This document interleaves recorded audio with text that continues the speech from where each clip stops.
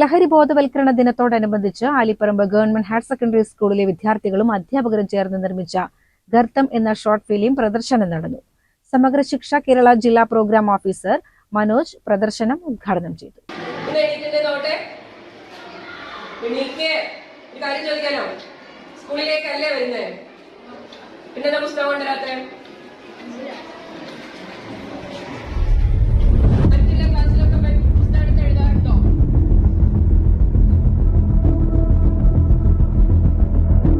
ലഹരി ഉപയോഗത്തെക്കുറിച്ചും അതിന്റെ വിപത്തുക്കളെക്കുറിച്ചും ചർച്ച ചെയ്യുന്ന ഈ ഹ്രസ്വചിത്രത്തിൽ സ്കൂളിലെ അധ്യാപകർ, വിദ്യാർത്ഥികൾ, PTA ഭാരവാഹികൾ എന്നിവരാണ് അഭിനയിച്ചിരിക്കുന്നത്. വിദ്യാർത്ഥികൾക്കായി നടന്ന ചടങ്ങിൽ പെരിന്തൽമണ്ണ അഡീഷണൽ DTPO വിനോദിനി മുഖ്യാതിഥിയായിരുന്നു.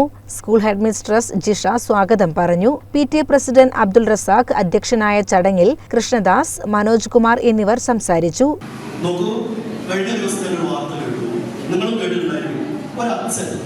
കുഞ്ഞിനെ കൊന്ന് അച്ഛനും ആത്മഹത്യ ചെയ്തു.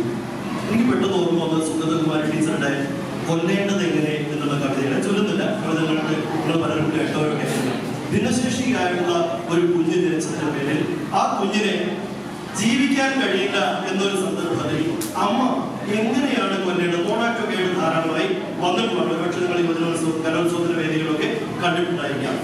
നോക്കൂ, അങ്ങനെയുള്ള ഒരു അച്ഛനാണ് കഴിഞ്ഞ ദിവസം ചെയ്തത്. അത് ശരിയോ തെറ്റോ എന്ന് നമ്മൾ വേറെ ചോദിക്കേണ്ടതാണ്. ആത്മഹത്യയും കൊല്ലലും ഒന്നിനും പരിഹാരമല്ല, ലഹരി ഒന്നിനും പരിഹാരമല്ല എന്ന് പറയുന്നത് പോലെ തന്നെ ആത്മഹത്യയോ കൊല്ലലോ ഒന്നിനും പരിഹാരമല്ല. സ്കൂൾ സ്റ്റാഫ് സെക്രട്ടറി കബീർ നന്ദിയും പറഞ്ഞു. വിദ്യാർത്ഥികൾക്കിടയിൽ ലഹരി ഉപയോഗത്തിന്റെ ദോഷഫലങ്ങൾ തുറന്നു കാണിക്കാൻ ചിത്രം സഹായകമായെന്ന് ഷോർട്ട് ഫിലിമിന്റെ സംവിധായകൻ മനോജ് കുമാർ അഭിപ്രായപ്പെട്ടു. സ്കൂളിൽ എല്ലാ വർഷവും നമ്മളെ അന്താരാഷ്ട്ര ലഹരി വിരുദ്ധ ദിനം ആചരിക്കാറുണ്ട്. അപ്പോൾ അതിന്റെ ഭാഗമായിട്ട് ഞങ്ങൾ ഇവിടെ എന്തൊക്കെ നടത്താം എന്നുള്ളതിനെ കുറിച്ച് ചിന്തിക്കുകയായിരുന്നു. ആ സമയത്ത് ഞങ്ങളുടെ മനസ്സിലൊരു ആശയം വന്നു.